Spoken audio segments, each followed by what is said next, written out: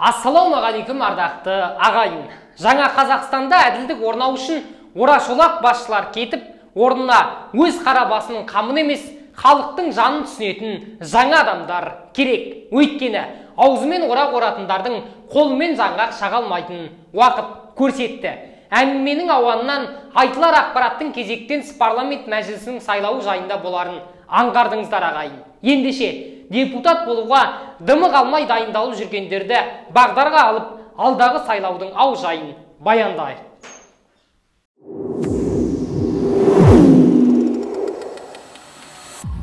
Мәжіліс пен мәслихат депутаттарын сайлайтын уақыт таяды.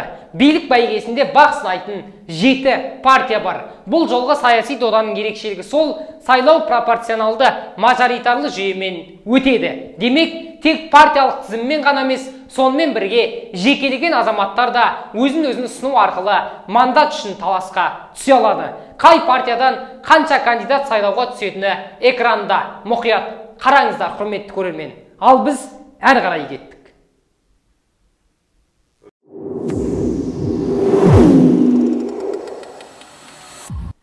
Енді ең маңыздысына келейік. Бұл жолғы мәжіліс сайлауының санаты сойқан болып тұр. Осыған дейін сөзіне ел сенетін, экраннан жиі көретін, билікті сынап, бұқараның бой түсеріне айналған азаматтардың депутат болуға құлшыныстары артқан ба дерсің-ей? Мәселен, өзін-өзі оппозиция өкілі санап, кейіннен шешімін күрт өзгерткен Айдос Сарым, суда жүзген балықтай бұлаңдаған Ринат Сайтов, екі ауыз сөзінің бірі биіктегі бешкештер болған Нартай Аралбай секілді сүт бетіндегі қаймақтар ата ауысқан аманаттың атынан сайлауға түспекші екен. Ал енді билікке барған адамның Мәди Ахметовке ұқсап кетпейтініне ешкімнің кепілдік бере алмайтыны анық.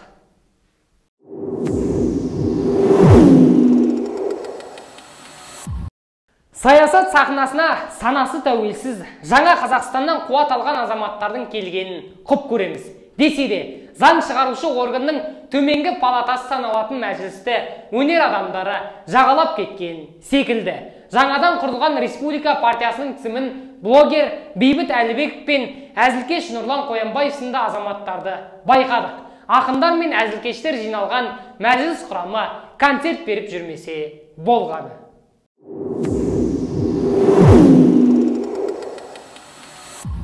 Мәжілістің 7-ші шақырылым депутаты Қазыбек Иса парламент сайлауы кезінде бұрынғыдай бұрмалау болса, қаңтардың наурызға, сәуірге ұласып кетуі бек мүмкін екенін айтқан. Біз де сол пікірдеміз. Осыған байланысты сайлау кезінде ашықтықты қамтамасыз ету үшін бейнебақылау камераларын орнату туралы ұсыныс айтты. Алайда мұндай ұсыныстар үнемі мемлекеттік органдар мен билік партиясының қарсылығымен өтпей келетін көрінеді.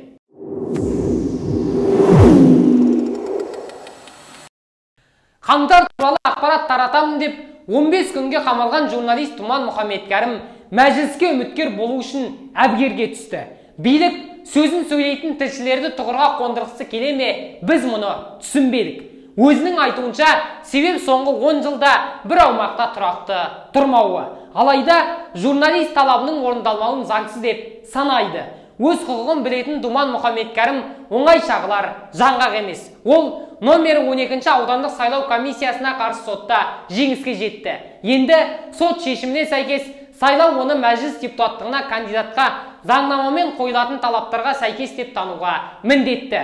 Үміткерге сайлау жарнасын төлеп және кандидатты тіркеу процесінен өту және сайлауға рұқсат беру үшін декларацияны тапсыруы тиіс.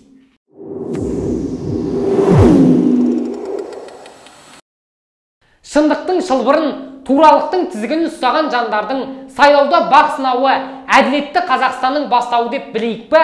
Жоқ әлде, барлығы да биліктің ойыншығы екеніне сенейік пе? Ағайын, біз айттық, пайымдау сіздің құзырда. Осындайда Міржақып атамыздың жақсы болу үшін депутат болу шарт емес, депутат болу үшін жақсы болу шарт дегені ой қоралады. Хош, әлгі аталған азаматтар билікке бір табан жақын болайын, бұқараның базынасын мәжілісте отырып естіртейін деген ниетте деп сенейік.